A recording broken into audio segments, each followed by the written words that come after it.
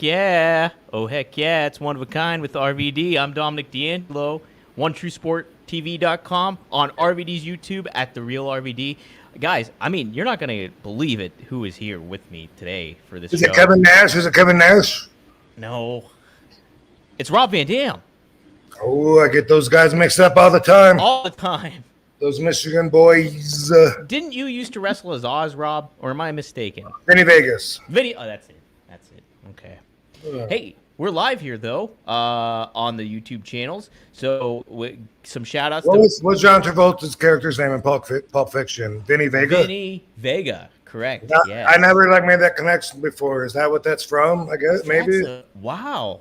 You might Which be right. one was first? I know Pulp Fiction.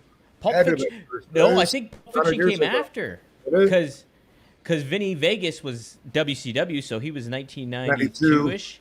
And then Pulp Fiction, I think, was 94. Correct me if I'm wrong, chat. So John Travolta was copying Kevin Nash. How about that? I just remember that when he introduces himself to Uma Thurman and she says back to him in his deep voice, Vinny Vega, or something like that, you know. Yeah. So, something about like she says his voice like all macho back to him, and I was like, damn, wasn't that the same name? I wrestled Vinny Vegas, you know, it was my first loss in WCW. Really? That was your first? I did not know that. Wow. I was undefeated, bro, and you stopped that, and I haven't forgot that. He's coming for you, Kev. Robbie V is on the hunt. I'm coming hard. You seen that Brock video? I'm coming hard. Oh, wait, no, what was this? Oh, there's a video of a whole bunch of wrestler promos where they cut out lines like that that sound hilarious out of context. Yeah. Probably sounded pretty funny even in context. Like, really? That's how, you know, where I'm going to fuck you in your ass. Yeah. It's pretty funny. When you started and like kind of doing the promo stuff and it felt like, did you felt like you needed to do like the yelling kind of thing, or did you kind of already knew that wasn't your bag and stuff like that when you were doing it? That is a mighty fair question. Oh my God, I got 2 ashtrays. Hey now. I don't know. I doubt. I think probably. I mean, I was uncomfortable as hell trying to do the promos when I started out, and I can't imagine. I mean, yelling would have made me even more uncomfortable because I'm just young and green in a room full of veterans and watching them do their thing, you know, and they seem to know what they want to say, and they go up there and they say it. I don't know if it's drawing money or not, but I know that's the goal. And then here I am, like, how am I gonna answer this question about how am I looking forward to Friday night? How am I going to answer that in a way that's going to sell tickets? And how am I going to answer that in a way that doesn't make me sound like a butthole? You know, there's no way I would have just broke into an Ultimate Warrior promo. I'm sure, you know, I was like, could you look, you know, like, what are my strengths? Like, everyone has what they think are interesting about themselves based on external stimuli, right? So it's like usually people pop when I do this, so I'm going to do it, and they bend their elbow the wrong way or whatever, you know, because they're used to getting a reaction from it. That's their thing. I think that's probably true in a lot of cases, such as this. I probably wanted to show my dimples, you know. Hey, what do they call the fucking, you know, white meat? I'm a white meat baby face from Battle Creek, Michigan, and I came all the way down here to get in the ring on Friday because I love this city. What's the city? Oh, I love Dalton, Georgia, and I came all the way down. And just wait till you see me on Friday. You'll see what I'm talking about. I eat Frosted Flakes from Battle Creek. Yeah. Right. No, there's no way I would have yelled. I mean, even when they directed me to yell later, it was still weird. Yeah. I don't know if anyone actually did, but it would have been weird. Yeah, weird. No, the way, like, I mean, you really found the groove in ECW, obviously, and that, like, it just being like we talked about with the Mike Awesome confrontation and stuff in the ring. You know, I watched that today. I just watched it a couple hours ago for the first time with the sound on. I don't remember any of that happening. No, really. I was like, oh, he does touch me. And then I was like, oh, yeah, I remember Dom said that he powerbombed me. Boom, he just did. And then kept going. And Sabu and him teamed up on me, both put me through the table. Don't remember any of that shit. Man, yeah. Just a wild atmosphere that was, too. Such a wild atmosphere. Really, really cool. It's like, took me right back, too, watching it back when I was like, it was TNN, I think, back then. Yeah, I mean, it was cool, but it also, I mean, I'm a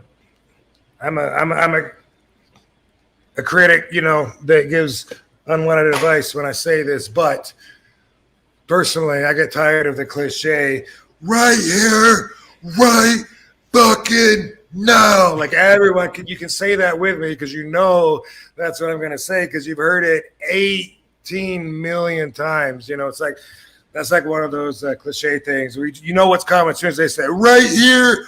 You know, like everyone, it's like such a easy pop. But it worked there and it felt organic and shit. But at the same time, that was just one thing that I picked out critiquing it. And it was probably both of us doing it. I don't know. But, you know, at least back then it wasn't done as much as it has been now. And that's true with – actually, that's true with everything. And with you, too, when you did it, I mean, it was your own spin, too. Like, this is RVD's version of right here. I got time to burn. I got time to burn. Yeah. So I thought it was interesting. You mentioned this. This was like weeks ago on the episode, but you talked about, I think you were talking about Paul Heyman's induction speech. And you were saying you were watching it, but you were watching it from a promo standpoint of it all. And kind of assessing it from that regard. And I thought that was really interesting to look at it from that way. Like, hey, I'm analyzing it almost like a match, but like a yeah, it's the same thing. That's, I mean, I can't watch wrestling just like a fan anymore. You know, mm-hmm.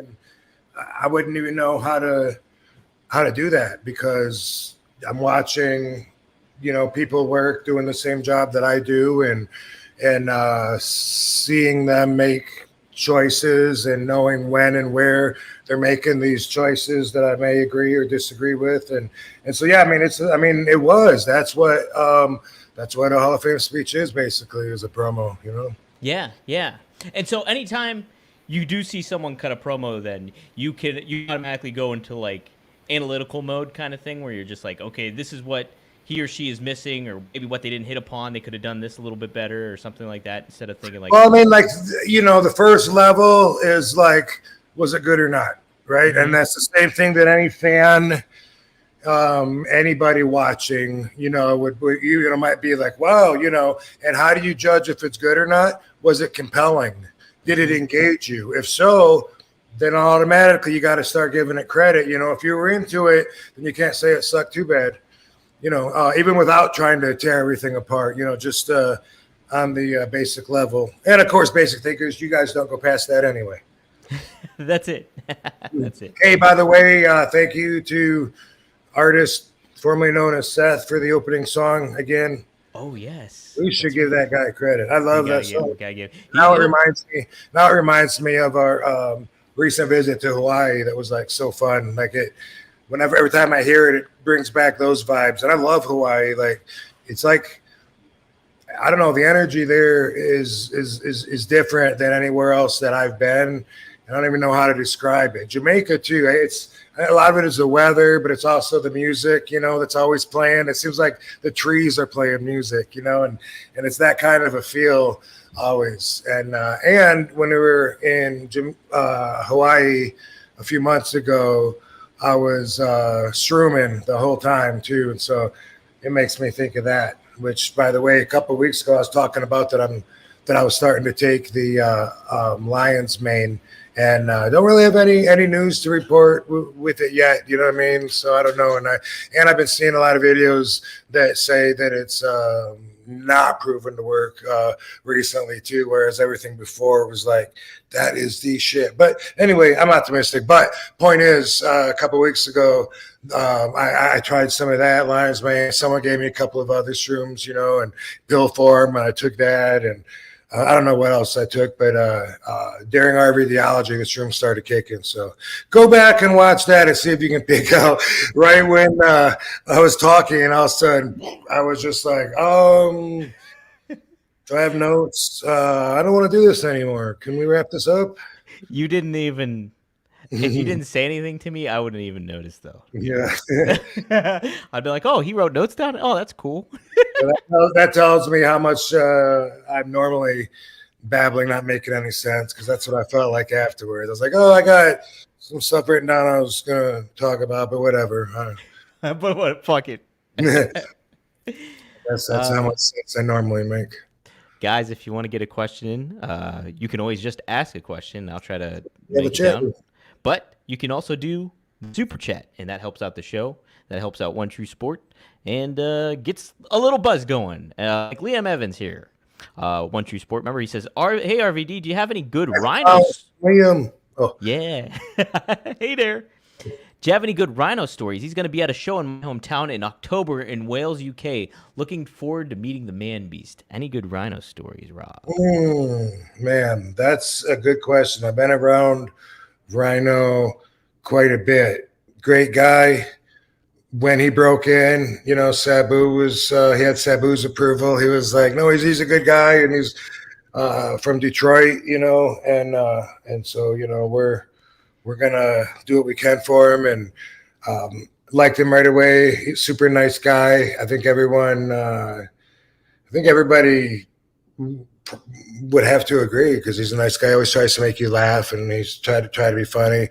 The one thing that sticks out in my mind is when I turned heel in TNA on my last run, when Katie was managing me then.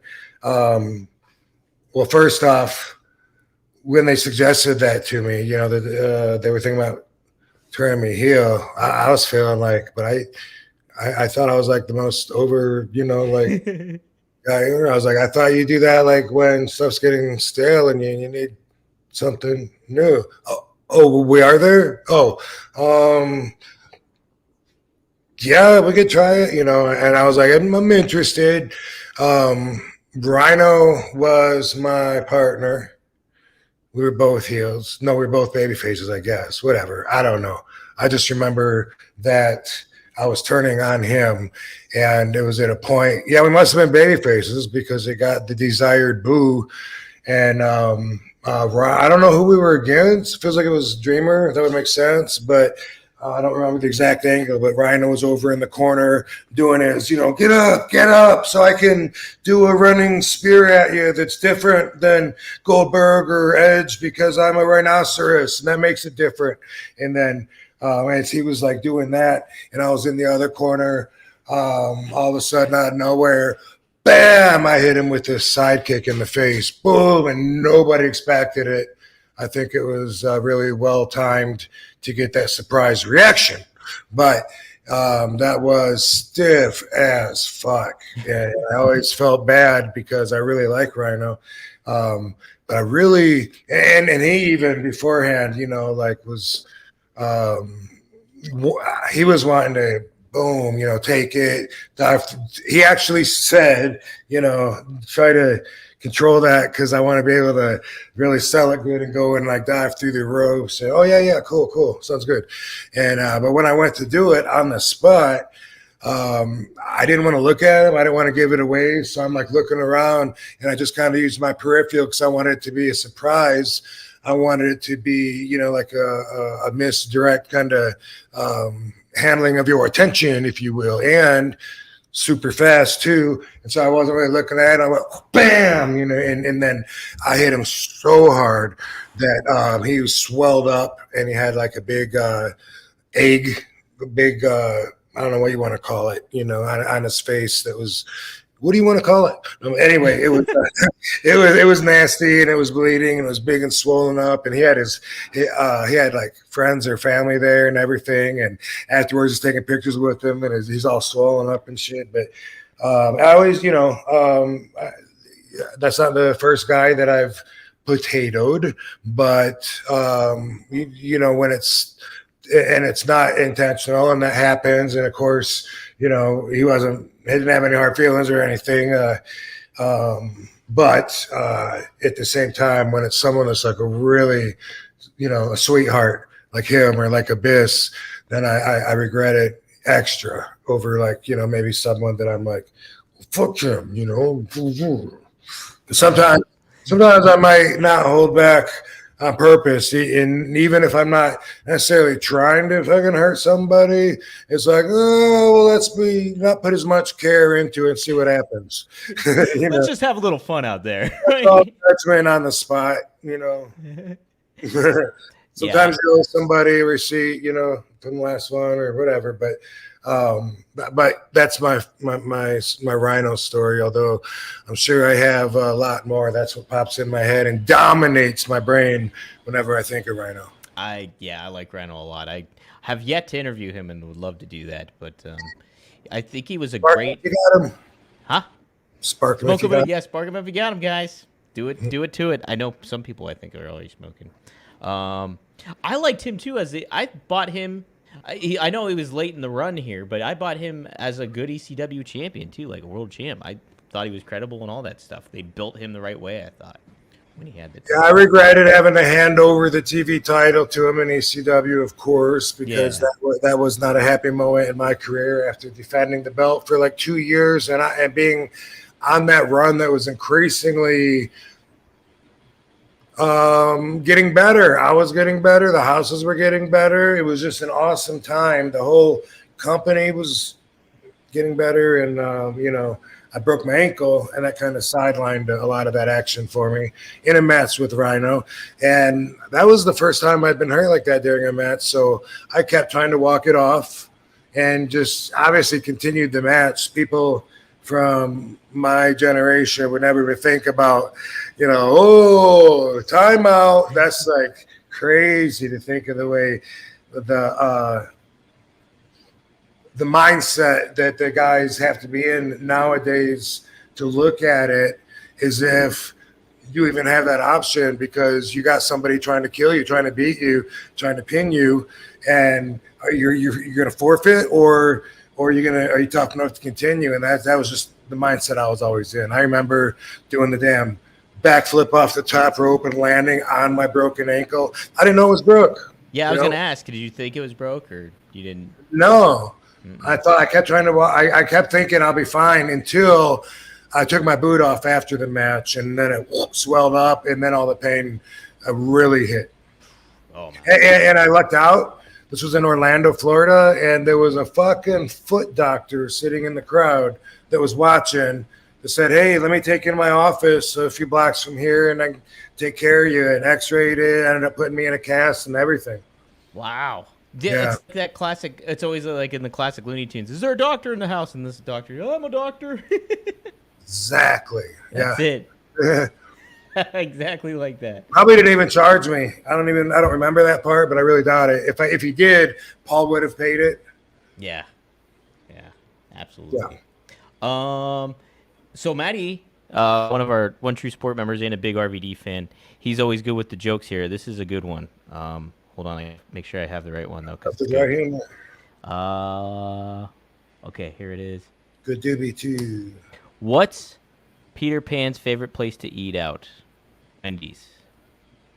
Nice. That's a good nice. One. That is. There's another good one he had. I thought I started too. Dang it, Matty. You've been hammering out the jokes and I'm losing them. Dang it. I'll have to try to find that later on. But that's a good one. Rob, you mentioned being in Hawaii, and you also had a story about, unfortunately, somebody who just passed away recently, Kevin Sullivan. What a mind for the business, holy smokes. And, really sad situation. But, man, the impact he left on wrestling, it's just, it'll continue on forever because of all the neat stuff that he was able to do and come up with creative ways to convey villains and baby faces and all that stuff. Yeah, and he really had a mind for the business, which a lot of wrestlers don't necessarily. Some of the wrestlers are just talent, and that's all they want, and that's fine. But some of the other minds are in like booking and office skills, things like that. I was trying to think if there was a story I hadn't told about Kevin because I've known him for 23 years. So That's a long time, and I'd imagine, you know, that this would be a time to, you know, where fans could probably see how the business is like a family, because you pick out two random dudes, RVD, Kevin Sullivan, and it's like over the last 23 years, I can't imagine how many times I've seen the guy. Even though we haven't been together on TV that I could think of, we haven't been booked in that way where you would think of us together, and different generations. That's how the business is, you know. It's spread out, but then when you're in it for so long, you really are connected in a lot of ways, and you get to relate to, just like a family member, relate to each other. And I've told the story several times. I wrestled Kevin in Jamaica. I was there for my 21st birthday, coincidentally, on a wrestling tour. 2 matches. One was Kevin Sullivan and one was Mark Starr. Fuck Mark Starr. Hey, don't talk about the dead that way. There's another, we'll get to that. There's another thing I hear all the time, you know, that like is not consistent with RVDology. Let me just say that. And I don't expect everyone to agree, but I'm always telling people, you know, I have these values, and honestly, sometimes it makes me feel kind of pompous, you know, and so I'm glad to get feedback that people appreciate it, because sometimes I feel like, you know, who am I to, but I'm just sharing my beliefs and hoping it'll help people. I was doing an interview yesterday on, and I'll tell you guys about it before it airs, total different channel than I normally would, but I was trying to explain how I have these. I'm going all over the place right now. Hold on, let me think about Kevin and where I was before I go somewhere and I can't find my way back. I'll get you back on. Okay, so anyway, I wrestled him in Jamaica. All right, here's what I was gonna say. You never hit a woman, no matter what. Really? You know, I said that on the show yesterday, and the girls. It was like a sex channel kind of interview thing. She's like, so you think it's okay to hit women? And I'm like, I'm just saying there are no absolutes. Hypothetically, if she is stabbing me in the stomach with a knife repeatedly over and over, and she said, you can hit her. I said, okay, I'm just saying. And likewise, a lot of people say, you don't talk about the dead in a disrespectful manner. Why? If someone was an asshole, when they die, all of a sudden they're a hero? I don't get behind that logic. You want to say they're not here to defend themselves, I'll agree with that. If you're not looking to bring up a challenge that can be defended, and in fact, you're just stating a fact that happened, why should you be prohibited just because that's something you were taught when you were younger, before you reprogrammed yourself as an adult? So anyway, fuck Mark Starr. And Kevin Sullivan was a backstage office in a PCW in LA recently when I was there, when I lived there and was wrestling for PCW. And that was really cool. I'd see him every show. And he wasn't even part of the show. He was backstage. And I don't know what you would call that, if he was an agent or house dad. I don't know. But it was always cool to see him. You know, what a life he had. And yeah, it's, you know, I'm sorry to see him go. I remember last time I see him at cons all the time, and last time I saw him seems like it was only like 3 or 4 months ago somewhere. And I remember, like, I didn't realize he was sick. I realized he's looking a little different, but I was like, hey man, cool, how you been? You know, he looked like he could unload on answering that question and trauma dump, you know, if I really wanted to know. You know, he kind of seemed like, you don't know, motherfucker, I'm dying, you know. And I was just like, oh, good to see you. You know, it was like a kind of like a really short thing where I had an idea something was going on. And of course, Andrew Anderson, if you don't know that guy, he's one of the most over non-stars that I know of, just because all the boys know him, and he's always been around. He's at all the cons. Him and Kevin Sullivan were so tight. They were always together. He's always with Greg Valentine.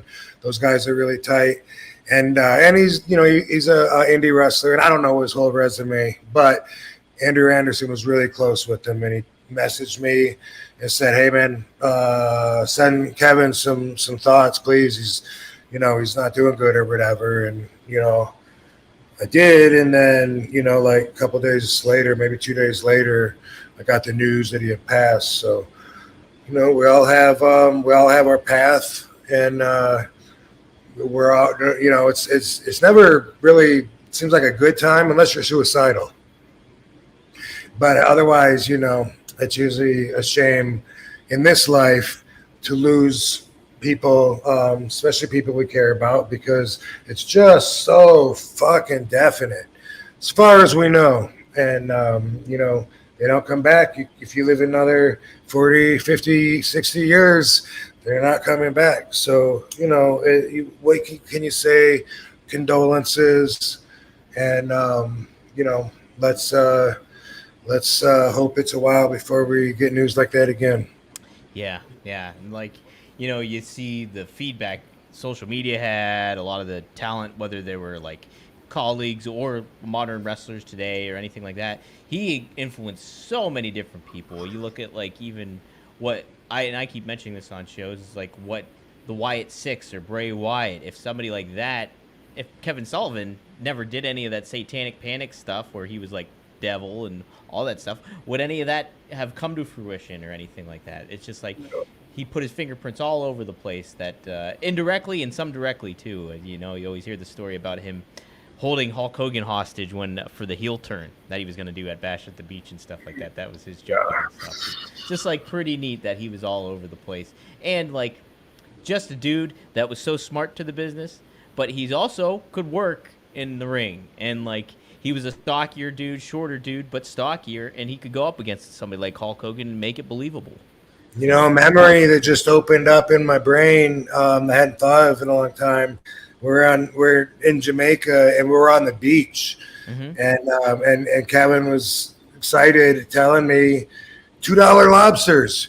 You give these guys $2, and they go out there. They walk out there in the water, and they catch one in the net and bring it to you. But I'm not into seafood, so I wasn't that excited about it. But it was just a memory that hit me, and all the other guys were excited. Same thing with weed, not Kevin necessarily, but a lot of the other guys were so excited that there was so much weed, and it wasn't anything I was interested in at that time either. Seafood and weed. Seafood and weed. I know, that's funny. Nash was just telling a story on his podcast too, saying that Kevin Sullivan would be hanging out with a buddy and his son, Kevin Nash's late son, Tristan, and I remember he remembers Kevin being like, "Hey, you guys want some lobster or anything like that?" And then he would go snorkeling under and literally pull up a lobster out of the water, right there. Very similar story. Which, by the way, I've been having an incredible synchronistic day, so I'm going to be watching that. Things have been happening today since I woke up. As a matter of fact, I woke up and I felt the damn pool guy. I woke up and I was like, "Damn, I got the gate locked. I need to unlock that because the pool guy's going to be here." And then I thought, man, let me see if I can just sleep a few more minutes, and I'll just unlock it first thing when I get up. I put my head on the pillow, and ding dong, it was the pool guy at the gate.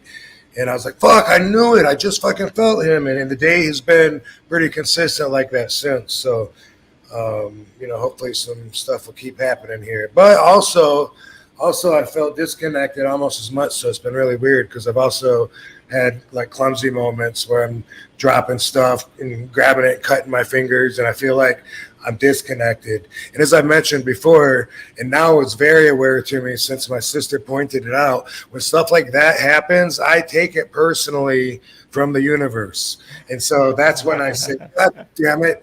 I don't think I use that word any other time, but when I feel like I'm disconnected, the universe turned its back on me, that's habitually, instinctively almost, that's what comes out of my mouth, because I know when I'm connected, boom, I get reassurance all day. It's synchronicities, everything's working out, and that's how I expect things to go. But there's always a reason that we knock ourselves off track, and I've been on it and off throughout the day. Oh, it's been a busy day, both in those regards, both positively and negatively. That reminded me. I'm going to Vegas, obviously, for this weekend and for Cauliflower Alley. My goal is to bring the Celestian Prophecy with me, and I'm going to read it while on the trip. So that's all my gameplay today. Good luck. Well, I'll tell you, man, if you want, go ahead and skip the first chapter. It's hard. The first chapter loses a lot of people, and it almost lost me because it's just setting everything up, and it has characters doing things too early because you're not invested in them. Why do you care that this is happening? Mm-hmm. But as I remember, it's been a long time since I've read it, but basically it's a dude just setting up for all these amazing synchronicities that are about to happen. Like he's supposed to take one flight and he gets bumped and ends up on another, and then there's a person on there that he knows, something like that. And so he ends up going somewhere different. He wasn't even planning on going, and uncovers the secrets of the fucking universe. You know, the manuscript towards spiritual ascension is what he finds. And it's one by one. So you learn the steps as it goes. I got to find the ninth insight, you know, and it's all secret society, hidden stuff that they don't want you to find. So, you know, if you can get past the beginning, then I think hopefully you'll find it compelling. I'll treat it like Breaking Bad because I watched like the first 6 episodes of Breaking Bad and it was really, really slow, but then it picked up and it got awesome. So I'll just treat it like that. Yeah. All right, I'm excited. Yeah, be like that. Yeah. I found the joke that Maddie said. This really popped me. Why isn't there a pregnant Barbie doll? Because Ken came in a different box. I think I've heard that before. Have you? I never heard that one. That was a pretty good one. Thanks, Maddie. I'm looking at this question real quick about have either of us seen the Secrets of Hell's Angels docuseries? Oh, yes. Yeah, I just want to answer that real quick. It's easy for me because so I can't talk about it because I haven't seen it. The whole biker genre is interesting to me, but I really don't know that much about it.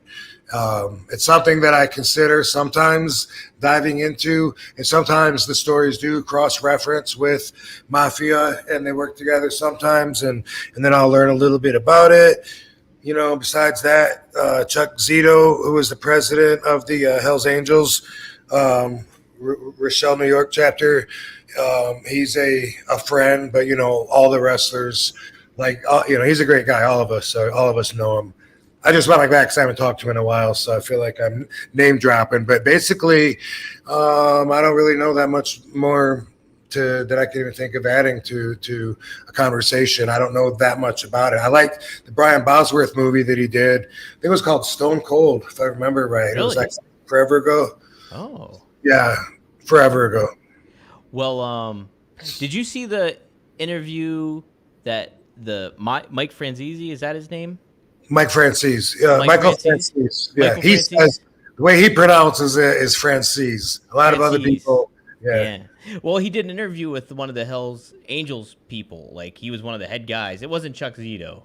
But no, I didn't click on it, but I did see that thumbnail. That's really interesting. It's like 2 parts, I think, if I'm not mistaken, but I watched both of them and it was great. It was like, and you can definitely see the ties, and they kind of talk about the ties with the mafia and that does sound interesting. Yeah, lifestyle kind of thing. By the way, not to get too sidetracked, but something else Michael Franzese did recently that I don't know of, like, anyone else even thinking of doing this, but he interviewed the son of Sam.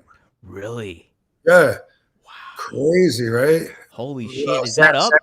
Samuel Berkowitz or whatever the fuck his name is. Yeah. Well, I'm mispronouncing that, but it sounds just like that, but I got a couple letters wrong. Damn. Berkowitz. Anyway, yeah, it's on his YouTube channel, Michael Franzese. But I thought like that, you know, like who's going after this guy? Who's calling his press agent, you know, and trying to get him. So I also didn't watch that. A lot of stuff like that I think I'll watch later because the videos are too long and I'm looking for something that's 4 minutes or under, and I think I'll watch it later. And so, you know, and I haven't yet. Yeah. See, Rob, I'm the opposite usually. If it's like a short video, I'm like, I want to put some headphones in and do work while I'm like listening to something. Yeah, and well, so that's usually goes longer route stuff. That's how I am in the gym. But when I wake up, and my mind is just starting to warm up, I need to stimulate it, you know, and I like to move on and not, you know, not have a 20-minute build up before the fucking guy gets pulled over, watching a cop video. He's got 20 minutes of him driving down the road. Yeah. And finally, the lights go on. I'm going zoop, right to the end. And by the way, people do that on my YouTube channel. I got these big, put an hour into doing an RVDology episode. It's like, oh, average listen was 2 minutes. That's cool. Yeah, it's like, what the fuck? all five people that said thumbs up must have liked the 2 minutes they listened to. You must have really enjoyed that. Want to give some shout outs to some people. Ashley BM says, hey again, RVD and job. Thanks for joining us, Ashley. We also have Becky in here. She says, Rob, in the world, you always find good people, bad people. I truly believe you are a good person. Thank you so much for doing this. So thank you, Becky. Awesome. It's very nice of you to say. Well, I appreciate you and your opinion. Yeah. Your we do have a super chat. Opinion. Big Rocka, thanks for the $10. More life, Rob. Always wondered why you were bumped off WrestleMania 19 in 2003. You were so over, and it never made sense to me. Were there any hard feelings over being bumped? RVDology disciple. Nice. Appreciate that, Big Rocka.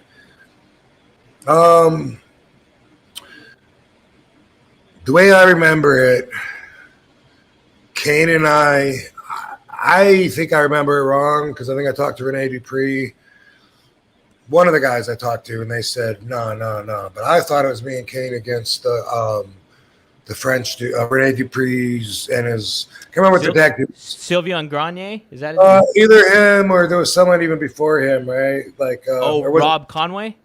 Yeah. Mm-hmm.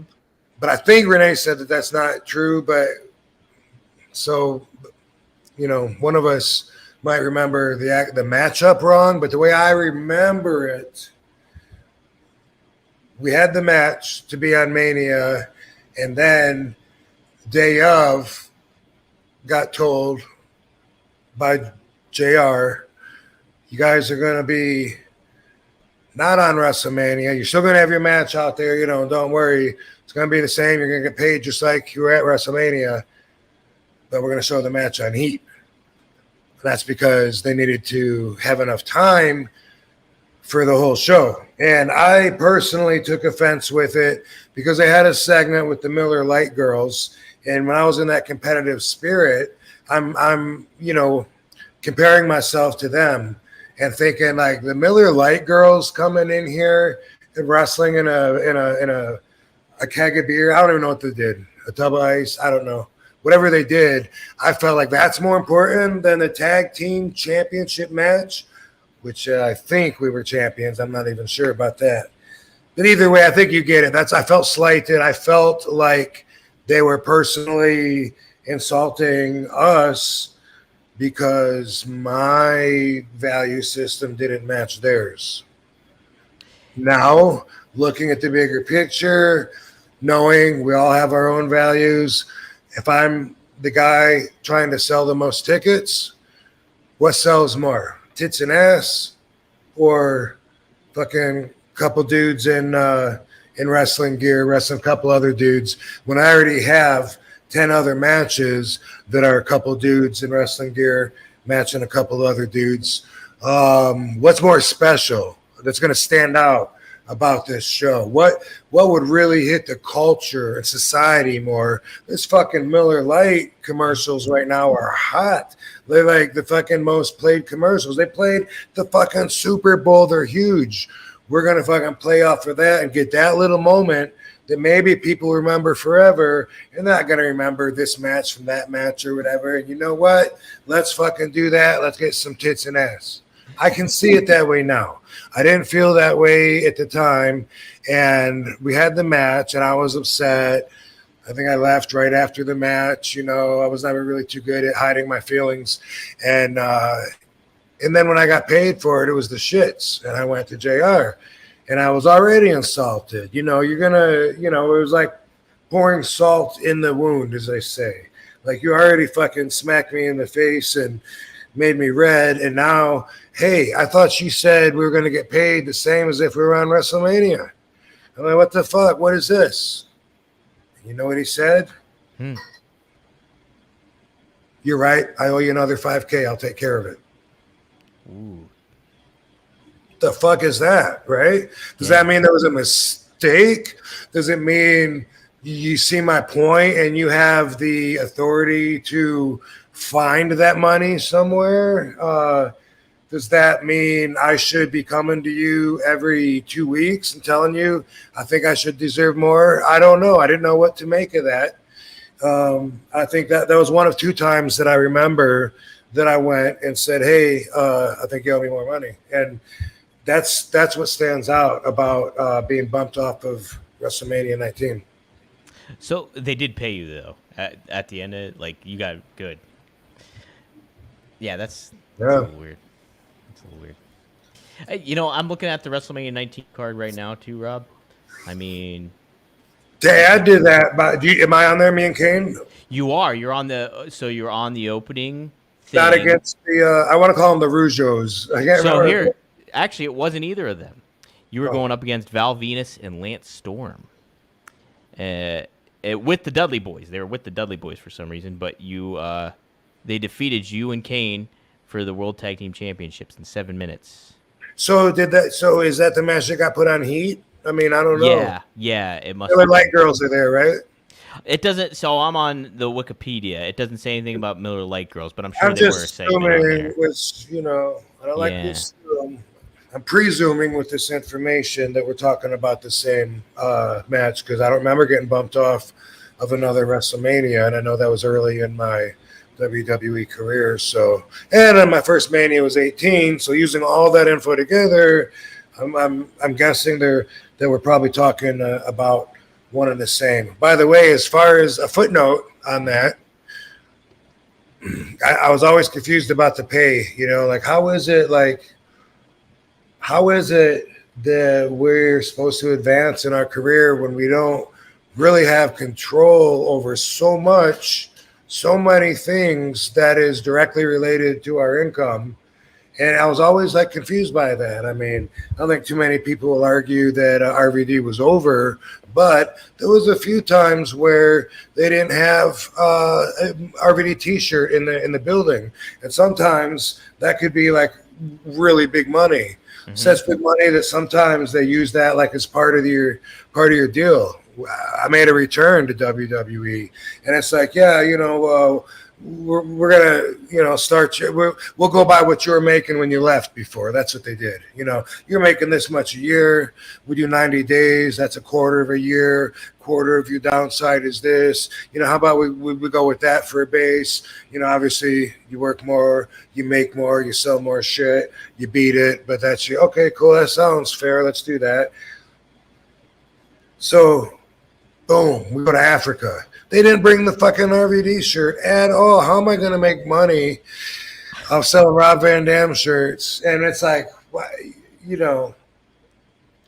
it kind of gets me upset even thinking about it a little bit. Yeah, but there was times that happened. And I just remember being there and complaining to them, is it an oversight or is that a strategy? Because, of course, you got to have 4 fucking HBK shirts, even though he's not even on the tour. Is that because you literally just sell more of those so it makes more sense, or you want to sell more of those because that's your agenda? I mean, how can that not be part of it? Because you are causing the end result by not bringing them, not selling them. Therefore, you're not bringing any money down that avenue. So, I just wanted to say, that's kind of always been weird for me being there. And when we brought ECW back on the WWE's platform, holy crap, did the pay go down? Oh my God, dude! Seriously? Look, listen to this. I'm going to be specific here. I'm going to detail this out for you so that you can understand. I got my guarantee for the whole year. That's why you don't sweat too bad, because they'll make up for it at the end if that's how the equation is. But bring ECW back. For the first several house shows that we're doing, they're running the same shitholes that ECW used to do. The TV would piggyback SmackDown, right? So it'd be SmackDown, and then afterwards ECW at the arenas. SmackDown would go on their channel, and ECW would be booked for Sci-Fi recorded.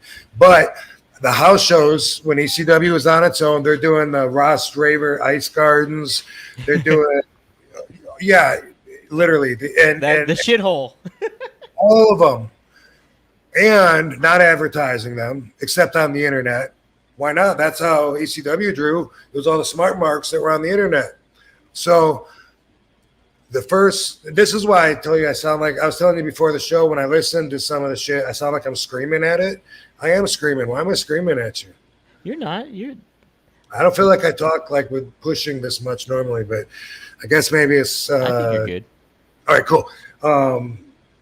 So the first several house shows we did with the brand new ECW, even when, I had, when I was champion, remember that short period?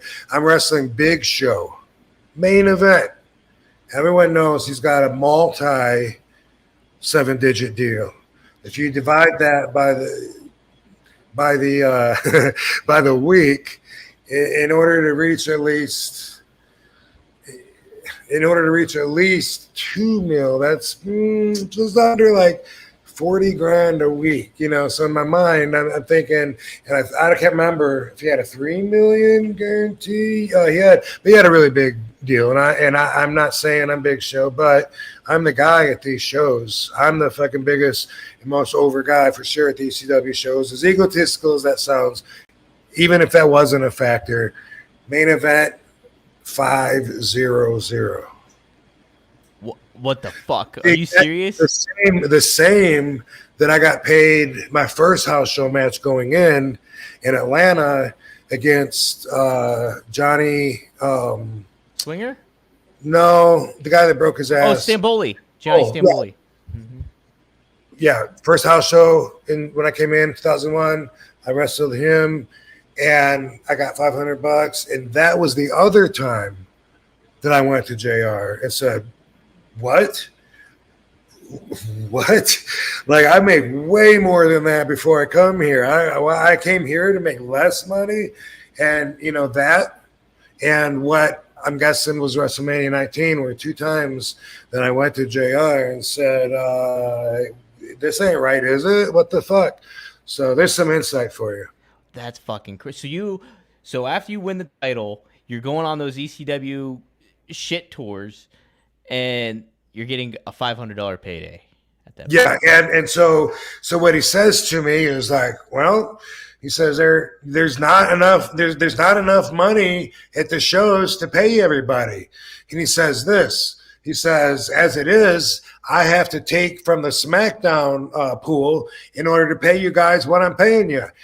That's a half Jim Ross, because I don't want to go into the stroke face because that's mean, and I like him. He's a friend of mine. It just I can't help when I'm doing his voice. I can't help it naturally halfway imitate him. I don't mean anything bad. I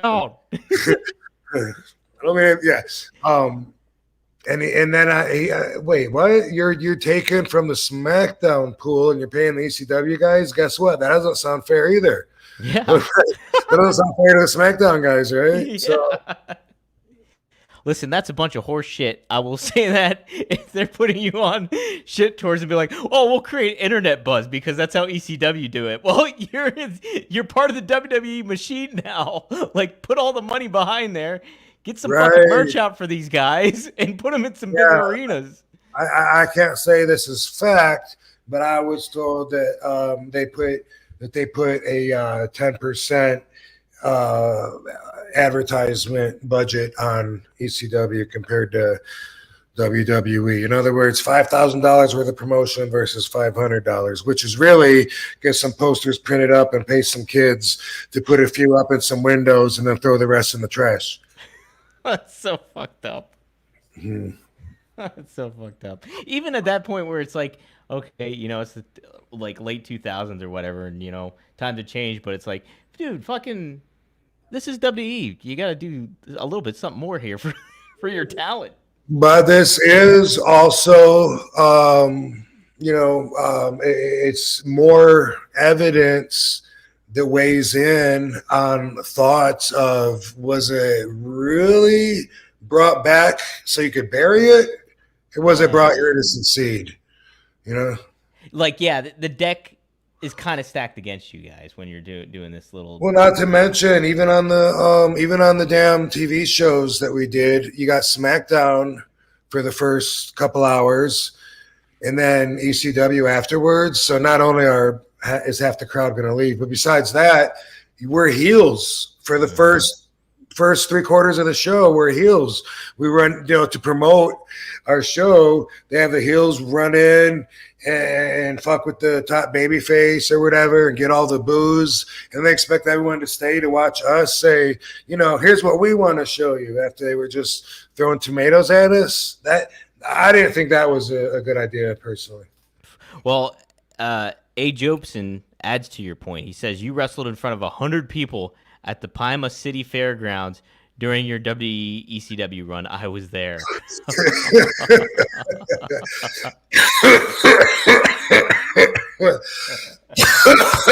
They definitely borrowed from the SmackDown pool of payment. Wow. Man. Good times. How about it? Holy smokes. Yeah, I always think about it too, like when Taz debuted for WWE, it was extremely exciting as a fan because Kurt Angle was undefeated at the time. He goes out Royal Rumble 2000 and his music hits. The crowd goes absolutely insane at Madison Square Garden for him. And I remember somebody telling Taz or somebody afterwards that, well, he's fucked because it wasn't Vince that got him that pop. It was Taz. And you kind of think about it well, Vince always had that. If it wasn't his creation, or if he didn't put a hat on a hat, maybe the whole momentum wouldn't be behind you, so to speak. So yeah, no, that's, I mean, if anyone listening somehow doesn't know, that's always been a belief, was that if Vince creates you or WWE created you as a star, then they're going to get way behind you, stay behind you. Whereas if you created yourself and came in, you're looking at your run just being a run and you're done. Mm-hmm. Yeah. Wait, that sounded good. What'd I say? They got you back. I don't know. Run and you're done versus you stay and play. I don't know. I said something. I'll go back and clip it up and make it make me sound cool, man. I'll make you sound awesome, Rob. That's also when those guys do leave, then they can't keep their names. Take them with them.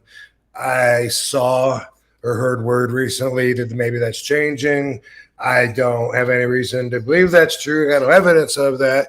But that's why a lot of people, when they sign their WWE contracts, they're signing away their rights to that intellectual property. And someone like RVD, I was already RVD, so they couldn't really take that.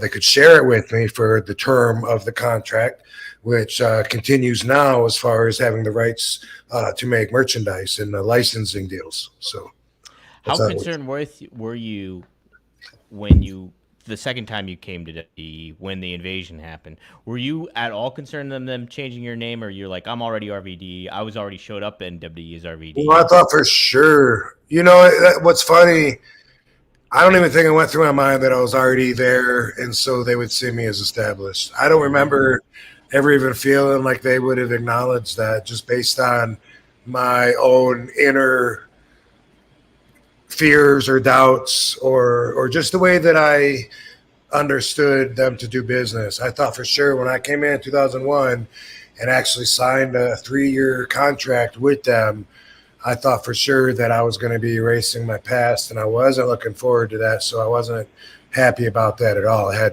a lot of mixed emotions when it came to how I felt about doing business there. And so when I found out I was part of the invasion, I was representing ECW, it really meant a lot to me. I'm adding depth to all the years that I put in so far, not erasing it. Big difference. Big difference. Big time difference. We have another somebody's experience. I was at a show in Hammond, Indiana. One of the only people with an RVD 420 sign right when you came out, you saw my sign. I wonder if that was during the ECW era. Hammond, Indiana. I wonder if that, or that could have been like an indie show, I guess, maybe. Could have been, or WWE even. You know, I don't know how many times I've been to Hammond, but I'm familiar with it. I don't know. I don't remember. Oh, yeah. I remember seeing your son. Hey, there we go. Now I got it. You. Hey, I remember that. Let me see what else I wanted to talk about. I think Hammond, Indiana is also, if I'm not mistaken, where Al Capone allegedly killed two of his guys that were planning to overthrow him. That story's like retold so many times. You know, whenever they do a movie on him or whatever, they have like a different version of it. And also, supposedly, Tony Accardo got the name Tony Batters from doing the same thing, quite possibly the same event. Whether it really happened or not, I don't know. It was George and Selmy. Who's the other guy? Just two guys that really are just known for that. They were supposedly talking about setting Al up, and he has it. You've probably, anyone that's seen a movie like The Untouchables, I think has it in it. Al Capone, where they're all sitting around a dinner table, all the mobsters, and Al's walking around giving a speech, and he ends up like whacking a guy in the back of the head, you know, while he's one of his own guys while he's sitting there. And that's a story that allegedly happened in Hammond, Indiana. Oh, wow. Yeah. Where I grew up was Ridgeway, Pennsylvania. There was a town 6 miles away from us called Johnsonburg.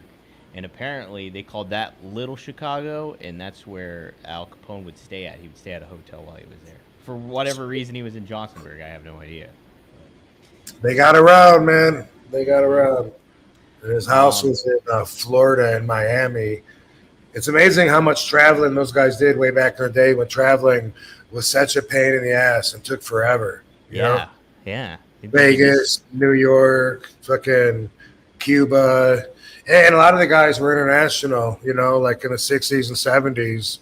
Sam Giancana and a lot of those guys, they're setting up casinos in like, what was the Bahamas, but then it was like in the Far East. And like, I can't imagine even how you could keep an eye on your money when it's way over there, unless you have so much manpower.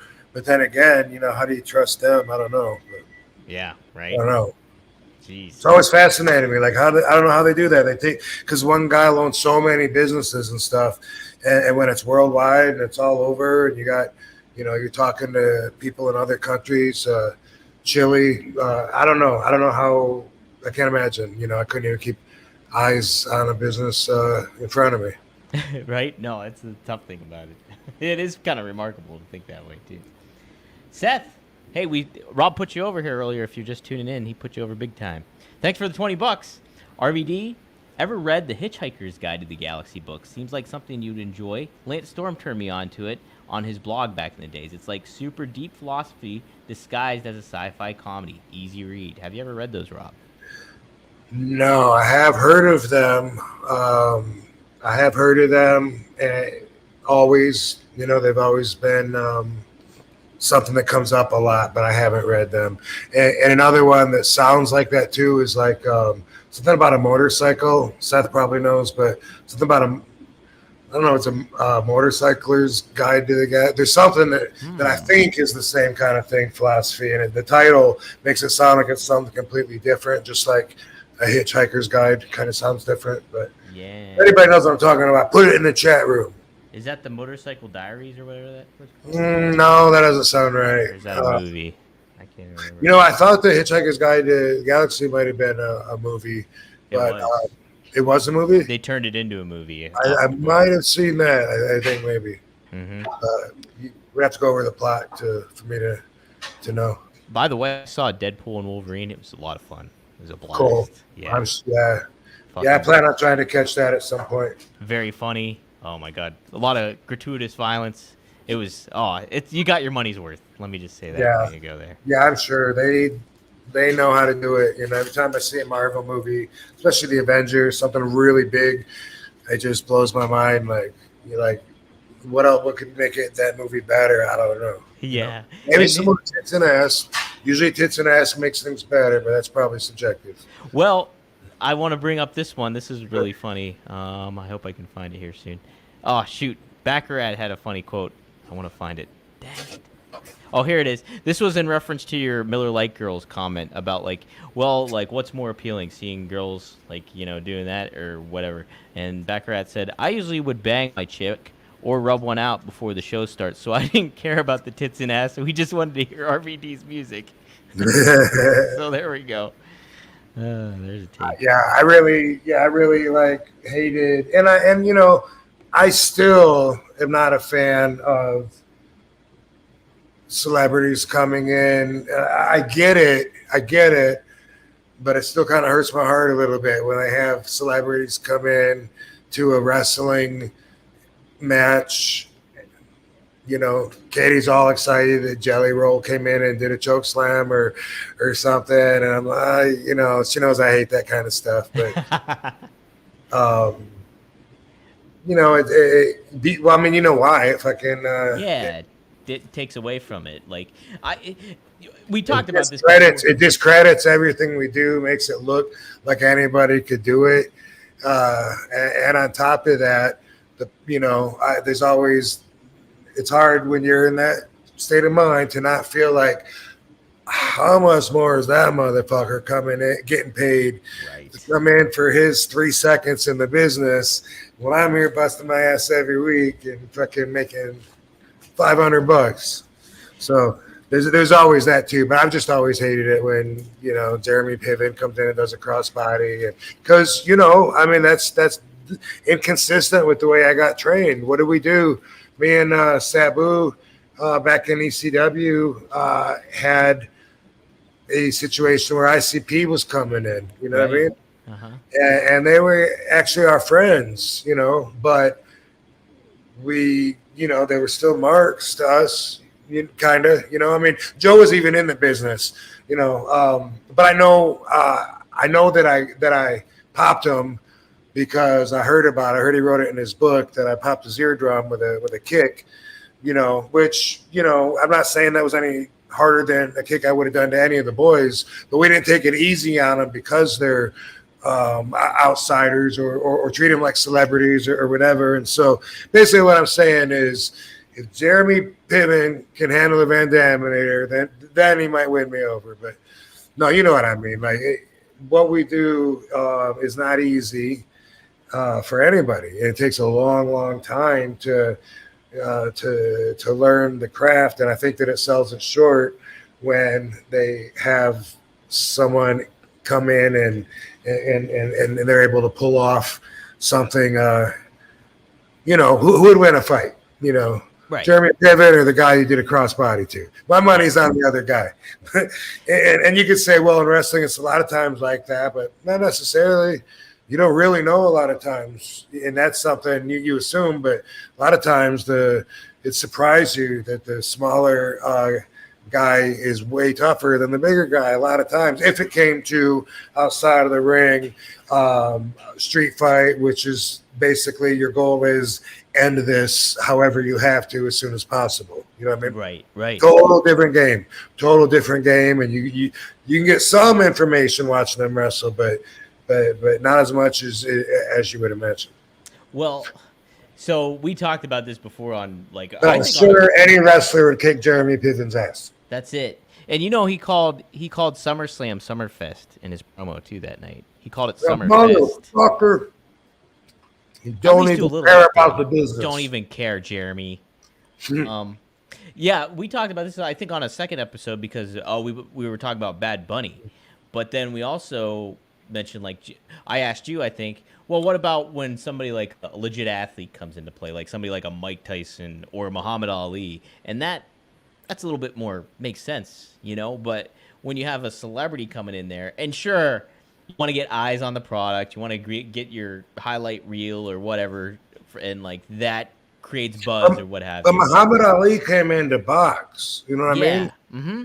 Yeah, exactly. So, like, if a basketball player is coming in to play basketball, okay. Yeah, but he's coming in to wrestle, it's a little better that he's an athlete instead of an actor. It's a lot better. In fact, what's a really big Is that Magic Johnson, the one that wrestled? Shaq? Are you thinking Shaq? Yeah, Shaq. Yeah. Mm-hmm. Like I really liked that match when I saw him. Yeah.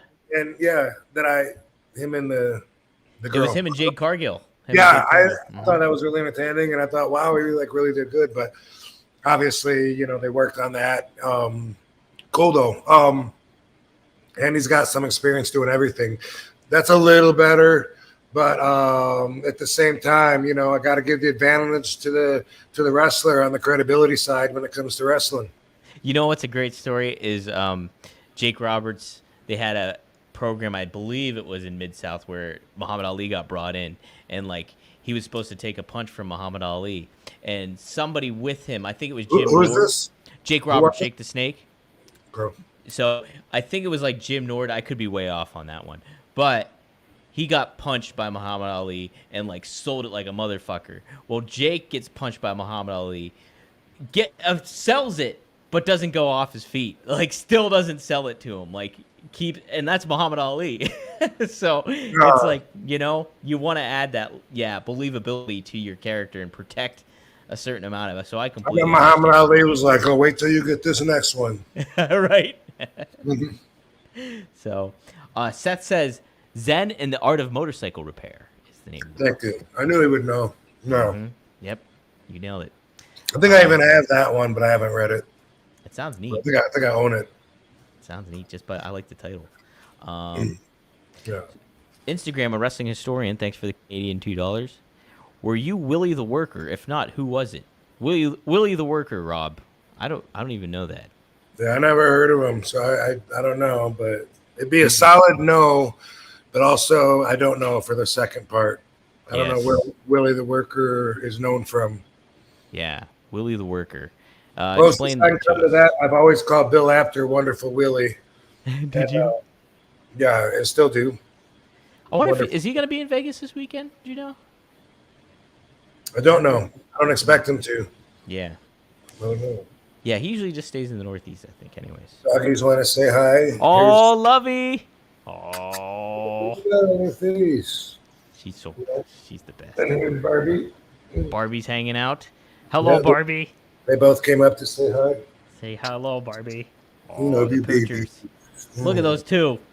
Yeah. Hey, easy. Lovey's freaking out a little bit.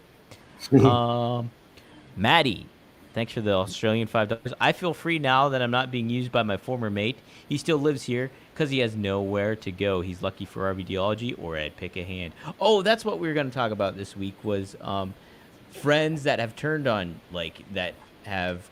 turned on you, like that, long-term friends or anything like that have. Right, but let's break this one down. I feel free now. I'm not being used. Oh, is it the same guy, right? Same guy. Maddie brought that up last week. So he's bringing it up again, which, by the way, appreciate that, Maddie, but I haven't forgot you. I know I was going to get to that before we close, but he's not being used anymore by a former mate. He still lives here because he has nowhere to go. He's lucky for okay, I got you. So he's so Maddie is pleased that he didn't choose violence, and that's good. I'm glad that I could and yeah, we'll talk about that too. Like we usually end with a little or do we got anything else? Well, we can do a couple more questions and stuff like that, but then we can close it out, with that. Okay. Let's see. I want to make sure. Right back, Maddie. We can talk about that. Yeah, we'll circle back around to that, Maddie. And congrats. You feel better. Look, I'll say that right now. Yeah. And then we'll talk when I don't want to ignore anybody that's waiting. Yes. Or I could just talk about it. You can still bring them in, but no, because they might be talking about something different, right? Yeah, I'm not. So I think we covered all the super chats. I did want to get your thoughts on. This was it. So, So we mentioned this earlier. Kind of little synchronicity here. 20 years ago to the day, Rob, was SummerSlam 2004, and this happened to be another card that you ended up not being on, but you were on a Sunday Night Heat match with Rene Dupree. That was your match that you had. 20 years ago. So you see why I get those two confused. Yes. That's the synchronicity, bro. Dude, that's crazy. Yep. Yes. Yep. That is crazy. Yeah, the thing about synchronicity is you got to recognize it, and that's how you develop your relationship. The way that I developed it with the universe, with Celestine Prophecy, we'll tell you about. But if you just let that blow over, like, no big deal, that's really the opposite of what you should be doing if you want it to happen more. It's more about engaging that moment and saying, whoa. And if you get little goosebumps, then that's cool. That's part of it. How about that then, Rob? So that's what you were thinking about when you were thinking about WrestleMania, was that match. Wow. And you were going to bring it up anyway, I was going to bring it up because it was 20 years ago to the day that happened. Whoa. Okay. Yeah. Fucking so nuts. I remember being bumped off WrestleMania and thrown on heat in a match with Rene Dupree, but that actually happened a different time, which we were going to talk about anyway, in case you aren't having a problem following this. What we're about. But okay, so it was Val Venus and who? Oh my gosh, who was it? Hold on, I gotta go back real quick. Val Venus Angle? No, not Kurt Angle. It was Val Venus and Lance Storm. Oh, right. Yep. Okay. Lance Storm. And 20 years ago today, it was SummerSlam instead of Mania. Yeah, and Rene Dupree. Oh, okay. Wow, so crazy. I'm not 100% sure which time was the one where I went to JR and he said, you're at it. No, I think it was Mania. I had because I was like, but I could have been SummerSlam. I could have been like, I thought you said, don't worry, we were gonna get paid the same as if we were on SummerSlam. Yeah. It could have worked that way, but either way, same situation, and you can bet I felt the same way. Absolutely. Yeah, I'm looking at the card here.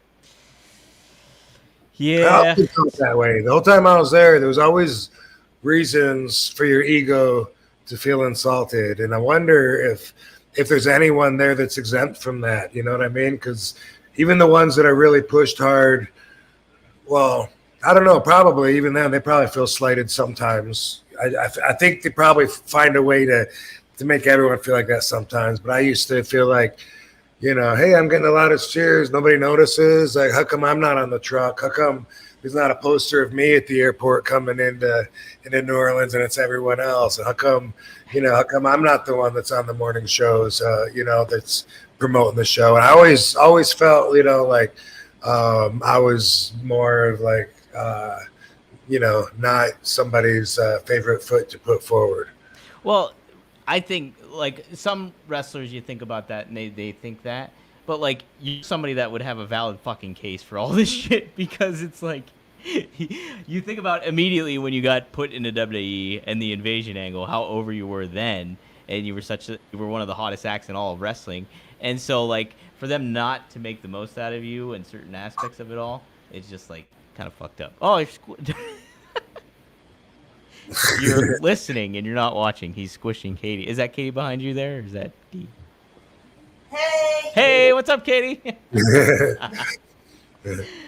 So, yeah, but you have a valid case, I think, every time, because it's like you're a fucking Hall of Famer and all that stuff. So, and that's why, like, circumstances, even before I had gone through a lot of spiritual growth to really own the values that I do now.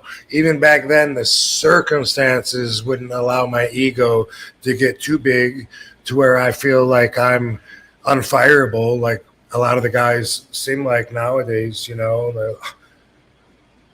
I got fired. Can you believe that? Like me, because they fill your head up with all these plans, of things they're going to do with you, and then you believe it, and then they fire you, and then you're surprised. But, after that happens so many times, you tend to, or at least I believe it when I see it, and the whole time I was there, they never gave me any reason to believe that they couldn't do without me, ever. Right. Yeah, it's wild to think, though. It is. Maddie did chime in. We talked about this before, RVD versus Cena.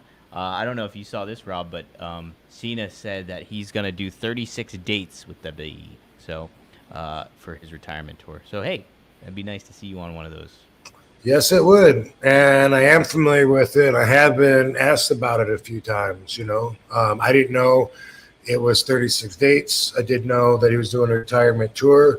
It'd be awesome if he happened to stop in Philadelphia during that time.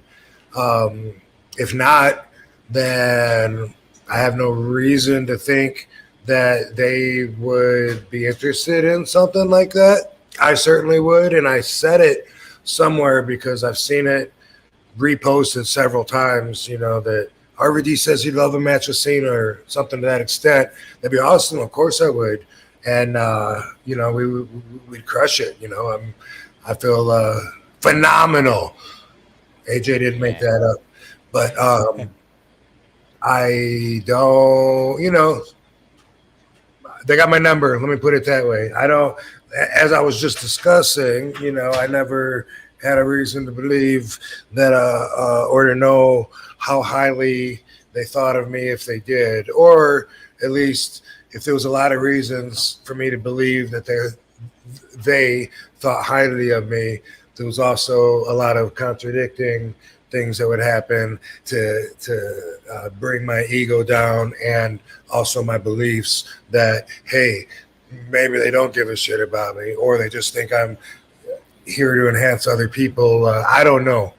But because of all of those, I have no idea or no reason to think they'd be too excited about what a lot of fans would be excited about in this case. But I'd definitely be down for it. And physically, I'm definitely down. Physically, mentally, spiritually, it'd be awesome. Dude, and like you said too, you guys could do that. You said you could do that match that you did at One Night Stand with him. Could do a double retirement match. I don't give a fuck. Hell yeah, fucking. And that's probably why I'm out there, because I don't care enough. Maddie says, just wanted to say, Rob wasn't pushed ever, but RVD is the most over. Maddie's hanging with us. I appreciate it, dude. Yes. Greg Jacobson. He said, that is a story. By the way, that is, I mean, not that I wasn't pushed, but I do feel a lot of times that my platform that I reached of fan appreciation, I feel like a lot of that was done in spite of the agenda. Absolutely. Even looking, and no offense to I was looking at the WrestleMania 19 card, and no offense to Big Show or A-Train, but those are the two guys who fought The Undertaker that night at WrestleMania. He had a handicap match. I would have much rather seen RVD versus Undertaker, and I think a lot of people could say that. That's how I felt a lot of times being in that equation. It would be like, this guy, because somebody decided, we're going to push him for a few weeks and see if he gets over. If it doesn't get over, then screw it. We'll just throw it out. But I would never forget that, you see what you had me do in front of people out there. I felt like that a lot of times. Yeah. But, I know I'm a good seller, but fucking I do more than just get my ass kicked. Right. You kick ass. Yeah. Greg Jacobson says, "Hey RVD, any funny Blue Meanie stories? Thanks." Blue Meanie is joining One True Sport Network too, by the way. His show, I believe, is going to go live tomorrow, so tune in to One True Sport TV and check out Mind of Meanie. Yeah, any good Meanie stories there, Rob? Unfortunately, I can't think of any Meanie stories. Great dude. I haven't been around him a whole lot, and now I see him at conventions and stuff, and I see a lot of the guys that are from ECW. Now I see them as more of a with a linear vision, horizontally, whereas mostly if I knew them from the dressing room, my ego told me back then, that I was above them. And also, that is how you treat people that are they've been doing it longer than you, or moreover, or whatever. You know what I mean? You do kind of carry their bags or work your way up to get in, but that kind of mentality makes me think of how different it is now. Because like when I would see like him or Stevie or the whole BWO. Like, you mean Sabu, of course, weren't behind the gimmick of putting other companies over and making fun of them, but it was the fans loved them and they were over. And now I get it more than I did then, but I feel like back then there was more of a looking, not looking down in a disrespectful way, but more of a feeling of like, I'm above you. Hey, I should get the first class seat if there's only one, not you. Get up. Like you get used to that, and now it seems ridiculous to me because now, like when I see Meanie, it's just like, oh, hey, he's just a dude that had a job, just like me. He's a guy that does what I do for a living, and I see it more that way, which is like not the way to see it if you live in a dressing room. Yeah. Yeah. I don't have any stories that I could think of to share with them. I can't say he had a friend who runs the Exotica shows and did the first 420 show in New Jersey.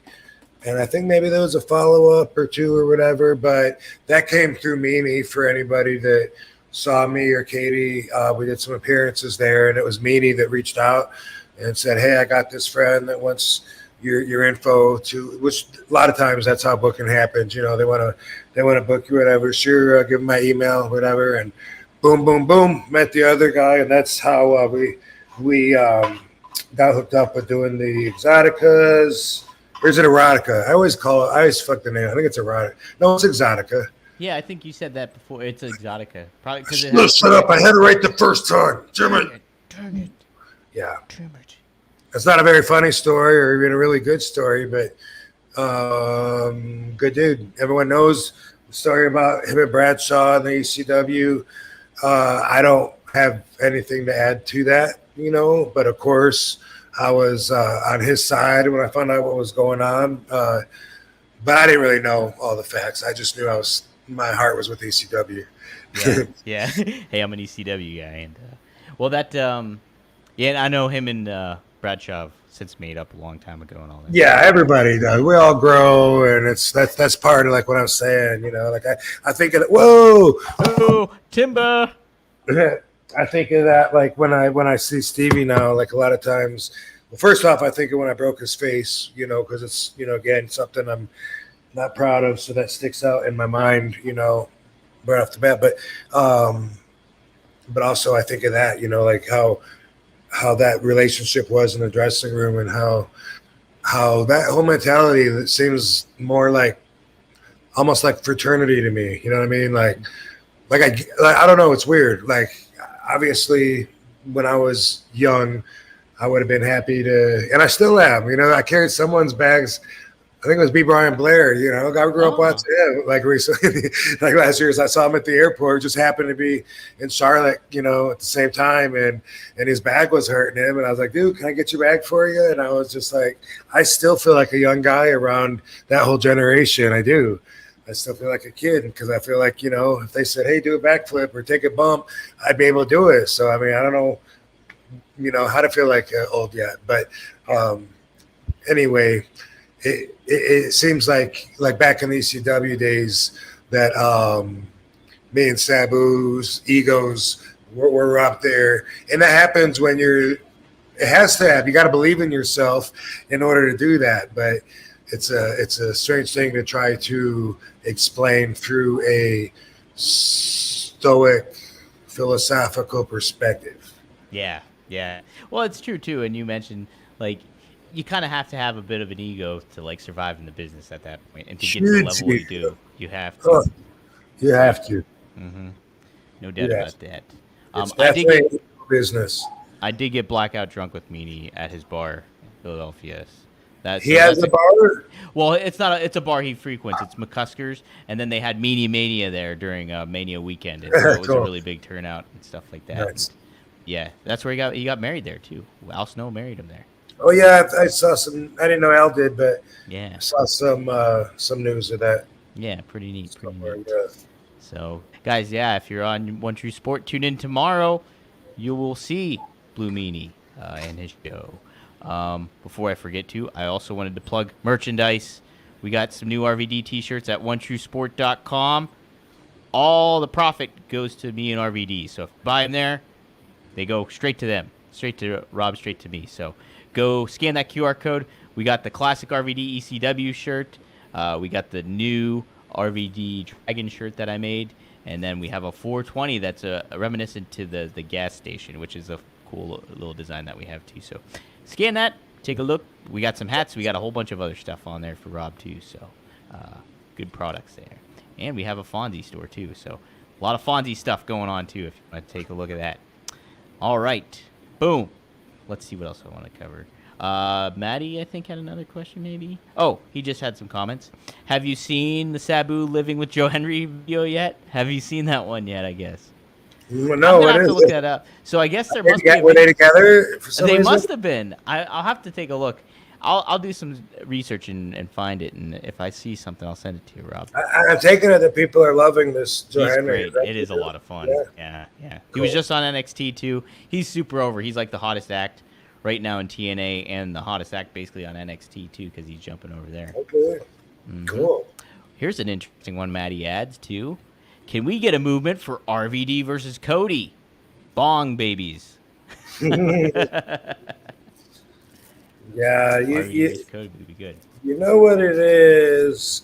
I think the way that I understand the way the business runs, and ownership's changing, maybe perspectives probably have to change with that. But I've always had the understanding that WWE really wants to invest in not who's here today, but who's going to be here for the next 10 years. Yeah.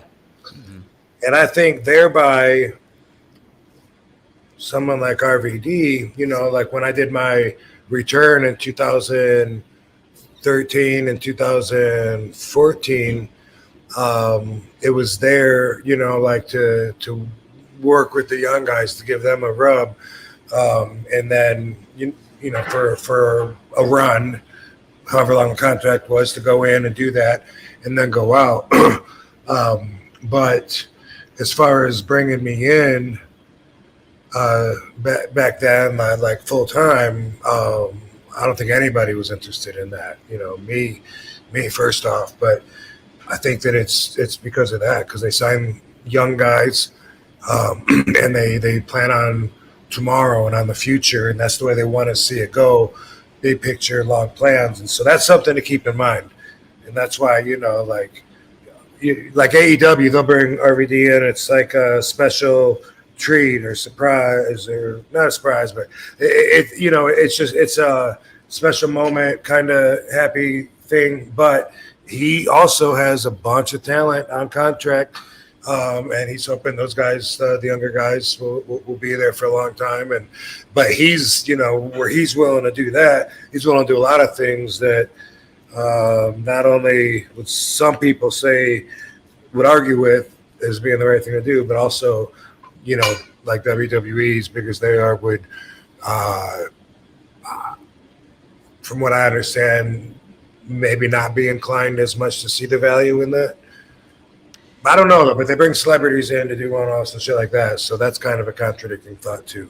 But overall, I think that's where their focus is. Yeah, you kind of see that trend going of like, hey, like, what can we bring in NXT? Some established acts, but then they have a lot of the younger talent there that obviously want to try to get some experience with and move up to the main roster and all that kind of thing. But there is some times, too, where everything has kind of been open-minded, it seems, a little bit more, too. Hopefully, I don't know. I'd love to see, like, somebody like you get put back in the mix. And, we've seen other guys and kind of people reestablish themselves or come back into the W fold a little bit. So it would be awesome. I'd love you and Cody. I mean, you and Cena would be great, obviously. So before we close it all out, before we get to RVDology, let's do a little housekeeping when it comes to some of our advertisers that we want to thank. First off, thanks to Blue Chew. Try Blue Chew for free. You can use promo code RVD and get your first package free. Only pay $5 shipping. Go to BlueChew.com and promo code RVD. Another sponsor we're very happy to have is Get Blitzed. You also use promo code RVD. Go to get-blitz.com. It's Get Blitz Lit Nano 8 infused THC syrup. It is 100% legal in all 50 states. I have the blue raspberry. I just took some yesterday, and let me say it is very effective. So take a try with that if you like that. And the flavor's great too. I like that a lot. Delta 9, scan that QR code if you're watching, or go to get-blitz.com and use promo code RVD. Get 15% off. Thanks to Mickey Ray Sinatra and Courtney for doing all that stuff. And finally, we have our other sponsor, Via, the Via Hemp Company. And let me say, they have a whole bunch of different gummies that you can choose from CBD to THC. I've tried both. I've tried the Elevate, which helps you keep focus, and that has THC in it, and very effective as well. Really, really works, and it's a good time. And also, I will say I like the CBD one, which is the Flow State, and that's one's really good. It really does help my attention. I went actually before watching the show or doing the show here tonight, and I feel focused and dialed in. That has lion's mane in it too, so take a look at that. Go to Via, use that code RVD, and use the link below that's in the description here of this podcast. So cool. Rob, is there anything you want to? The lion's mane that I'm taking, by the way, because I did a little research and they said you should get it from the fruit of the plant, and then also that the extract is the best, and so what I got was the liquid sublingual drops because I read that's the best, or what I understood anyway from all the research I did. It tastes horrible, and it sucks. Yeah, it's like it never seems like a good idea. That's the same thing sometimes with the kratom powder. It's like sometimes, it's just not appealing. I don't really want to taste that, So that's a shame about that. But oh man, I also have lion's mane capsules and shit like that. But by the way, I'm always consistently saying that the kratom capsules don't seem to work nearly as good as the powder, and I will open them up and take the powder out, and then they're fine. But to experiment, I put a bunch of capsules, probably 5 or 7, in a glass of water, and it took 25 minutes for the wrapping of the capsule to actually dissolve. I know it's water, and maybe your stomach acids aren't a fair comparison, but I think that keeps the powder from getting into your system. In fact, I'm sure, although as I always say, everyone is different, everyone gets different reactions, but for those people like myself that have a hard time with the capsules, those capsules just don't release what they're holding in time, and it bypasses too much of your system. So just thought I'd share that experiment with you. I put them in water, and then I drank it. But I did it 2 days, and it, because first it was 20 minutes. It wasn't long enough. None of them dissolved. And then I did it for 30 minutes, and guess what? Half of them were dissolved. But anyway, dude, this weekend I am in Edmonton, Canada. Ooh, hey. At the mall, at the biggest mall in North America. Yeah, pretty fucking big. It's huge, amusement park and all kinds of stuff. So that'll be cool. And there's a wrestling show there, also besides the RVD signing. So that's Saturday. Just like always, you can look at robvandam.com and find that information. And then next week is the Cauliflower Rally Club, where you'll be, Dom. I think that's Monday through Wednesday. Do you know the schedule of events there? Because I haven't. I wish I did. I was trying to look up at it on the website. I don't know the lineup of events. Do you know if there's a dinner 2 nights instead of 1 night this time? It's usually 1 night, the last night, and I usually go to that. Yeah. He said he's obligated to 2 dinners right now, and I don't. And there's a lot more people that I'm familiar with that are getting awards next week than usual too. The Dudley Boys are gonna be getting awards. Sting, Jim Ross, Fonzie, Kurt Angle's gonna be there too. That's right. He's getting the award that I got, the Luthez. How about that? That's sweet. Yeah, pretty cool. Yeah, I don't know what the lineup. So okay, well here's the lineup of who's getting awarded. The Iron Mike Mazurki Award going to Sting. The Luthez Art Abrams Award goes to Kurt Angle. Even McLean's getting an award. The WoW promoter. Oh, the WoW promoter. No way. And the inventor of Glow, by the way. And yes, okay, yeah. The Carl Laurel. Oh my God, that's easy for me to say. Carl Lauer. Oh my God, Independent Promoter Award. And the Jim Ross. Hey, guess what? The Jim Ross Announcers Award is going to Jim Ross. Are you serious? That's awesome. Yeah. Women's Wrestling Award is going to Allison Danger. If you don't know her, that is Steve Corino's sister. Tag Team Award is going to the Dudley Boys. Men's Wrestling Award is going to Marcus Alexander Buff Bagwell, who I think, if nobody's posing as him, is actually in our chat right now. He says, RVD, if that is Buff. Hey, Buff. I have to hit him up with the website. See you next week if that's you, dude. Yes, sir. Congratulations. Yes, sir. Buff is the stuff. Let me make sure I got everybody. Oh, Lucha Libre Award going to Negro Casas.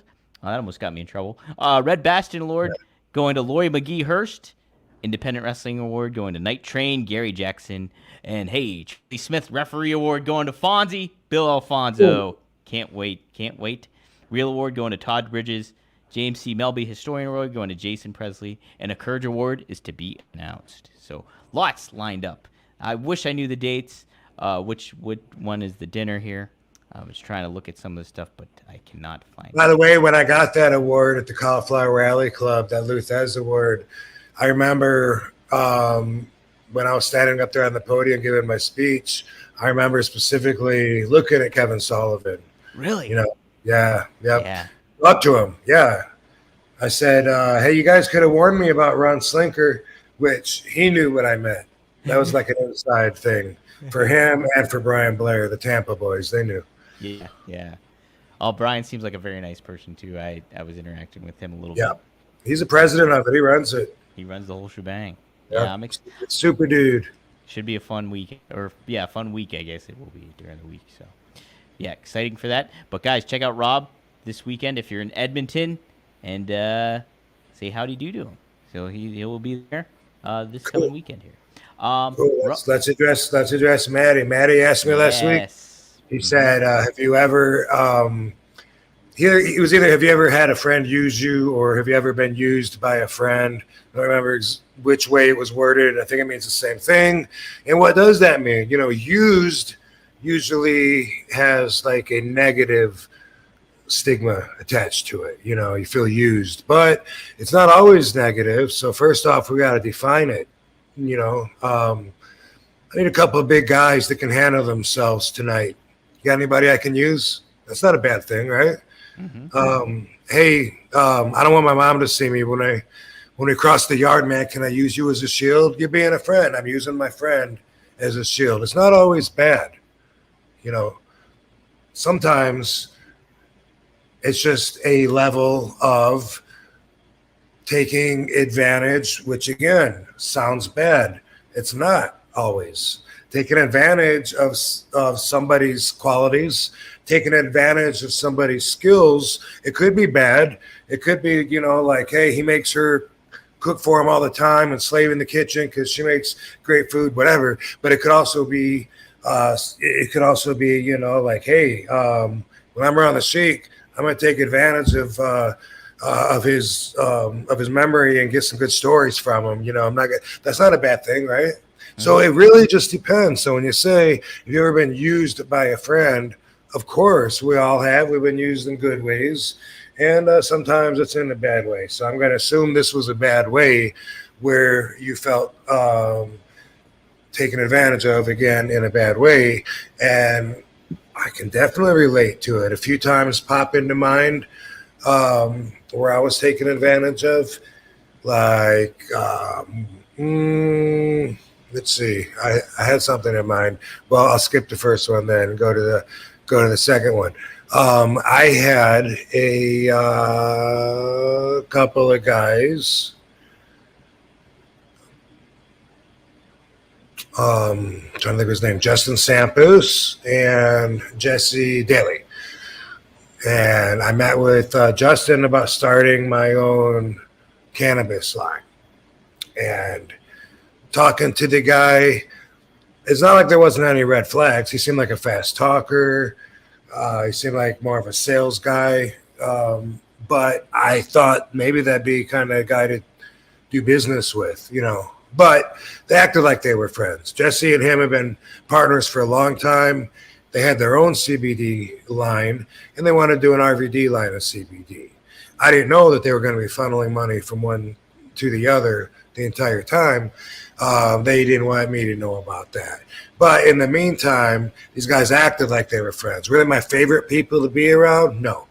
But at the same time, we all had a common goal, a common agenda. We had big plans. We wanted to make money and grow our company, make cannabis accessible for a lot of people.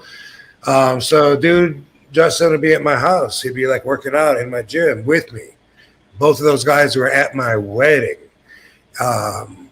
Every Tuesday we would have a talk, you know, about the money. Money's coming in. You know, is there enough to start paying ourselves yet, or keep investing it? You know, well, we're close. They were already paying themselves. They just didn't want to tell Uncle Sam, because when an owner pays themselves, that's considered profit. And they were scumbags and very crooked. And it took forever to get Jesse to even straighten the books out enough so that he could present them to my accountant, which is how we eventually led to finding this out. Did I feel used?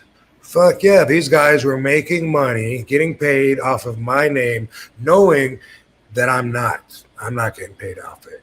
That's happened a lot of times. What really will get you, if you haven't had this happen yet, hopefully you never will. Seems like about half the people do. But when you have somebody that is your closest person and you do everything for that person and commit your whole life to that person and become a couple and are married, and that person ends up fucking you over and leaving and taking as much money as they possibly can, way more money than they ever would have made on their own stupid self, because they don't have any skills or any talent or whatever. I mean, everybody's different. I'm just thinking about my specific situation when I read those colorful details there. But when you get to experience something like that, and then when the person that you committed everything to ends up being the person that also fucks you over the biggest, I think that probably tops your buddy, you know, using you to get to your girlfriend's sister or something like that. You know, there's all kinds of different levels. It does happen. And here's the deal with that. It hurts. And we don't have control over what happens to us. What we do have control over is how we react to it. And that's true with everything. So you're in control of how you react. It's not someone else. You can't say, it's your fault, man. You knew I get pissed every time you call me that. No, you're still in charge of the way you react to being called that. Don't fool yourself. Don't kid yourself. Let's be honest. And because of that, that's where your power is. So a lot of people, they get hurt. They don't want to get hurt again. So they don't put themselves in situations ever where they could get hurt again. And by that means, you know, it's really sad that my dog died. I'm never going to have a dog again. I got broken up with my girlfriend. I'm never going to date a girl again. I just want to be myself. You know, my buddy fucked me over. Fuck the world. So people do that. And they say, DTA, don't trust anybody. And what RVDology says to that is that's one way. You can live that way. A lot of people do. And I'm who am I to say what's wrong for them? But I don't believe in that way. I think that you're depriving yourself of future love if you're never going to love again because you had your heart broke. And how are you going to debate against that? That is what's happening.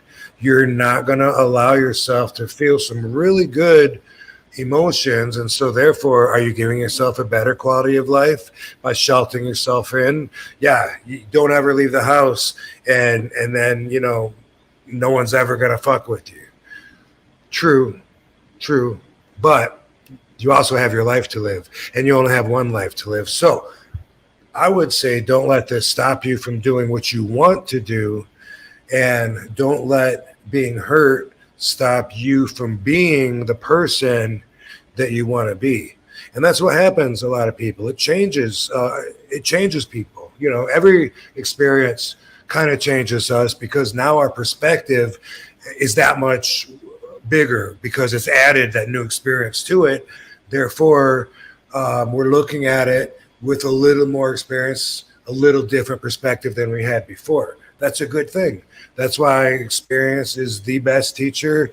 You get experience firsthand from yourself, or you get experience second or third hand from other people's experience, hearing stories, reading about something, and just applying what you can learn from that towards yourself. I say if somebody hurts you, then what happened was you probably are forced to realize that you don't have what you thought you had.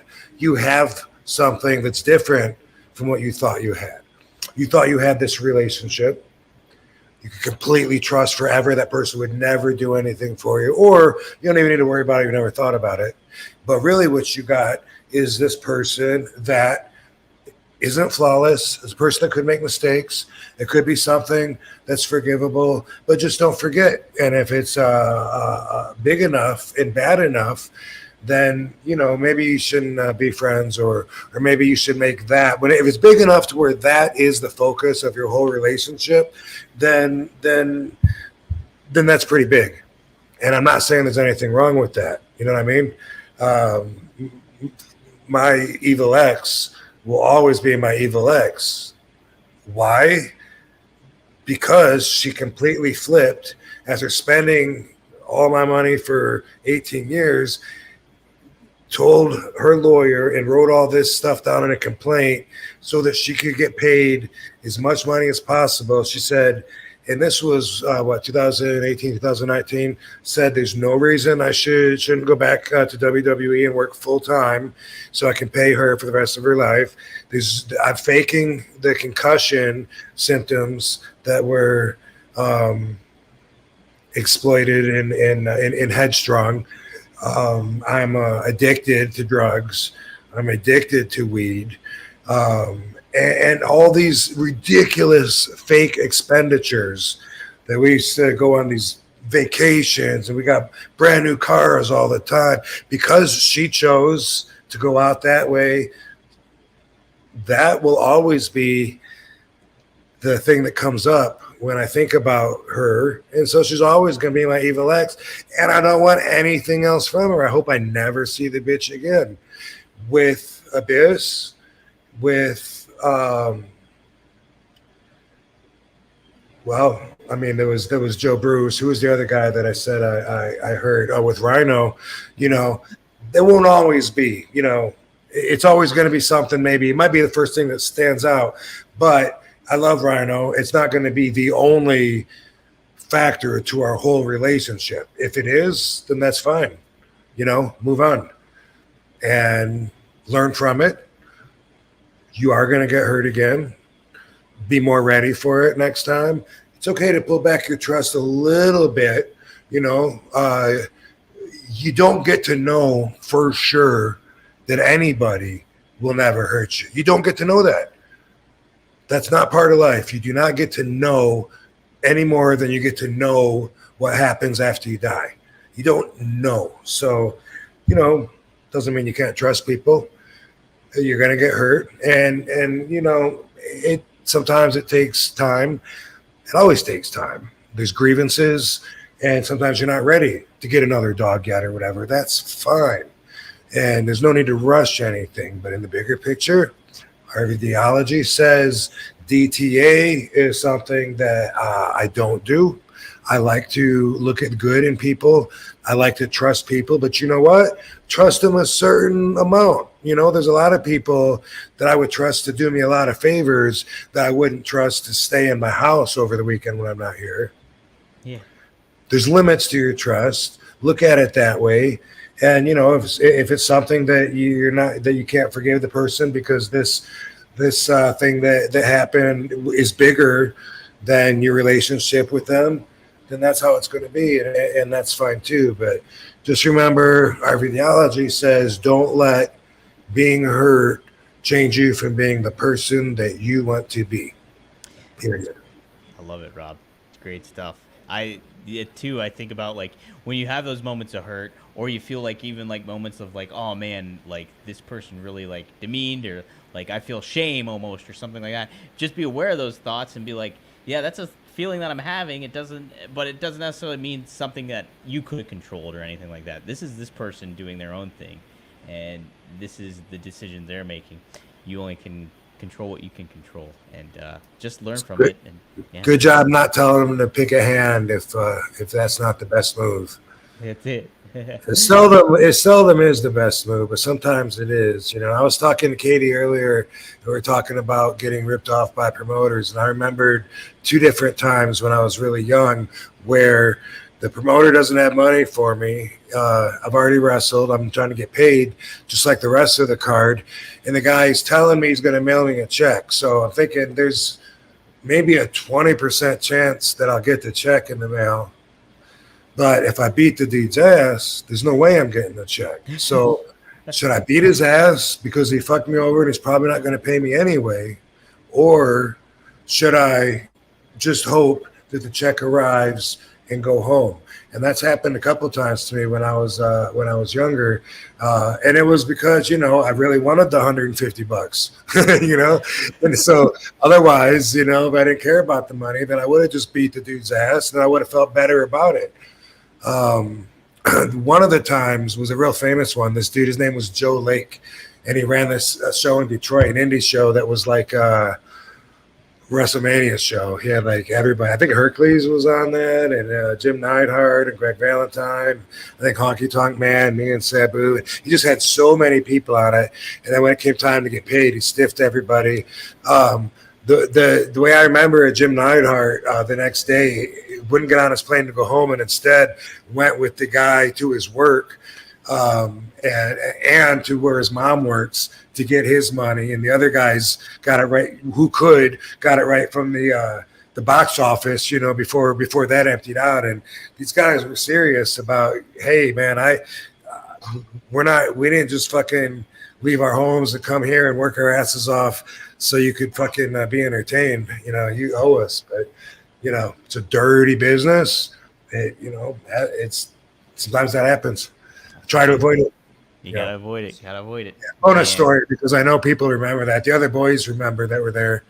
Joe Lake, I think Barbarian might have been there. And there's so many guys. I'm gonna ask Sabu about that and see if he remembers, because Sabu was the one I think that that gave him my number.